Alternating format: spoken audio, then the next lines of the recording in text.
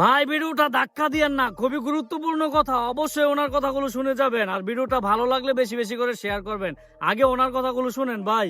আমাদের দেখেন নির্বাচনকালীন যে সময় ফেব্রুয়ারি জানুয়ারি, এটা নিয়ে কিন্তু আমরা আমাদের জায়গা থেকে বিরোধিতা জানাইনি, কিন্তু আমরা আমাদের জায়গা থেকে জনগণের প্রত্যাশাটা তুলে ধরেছি।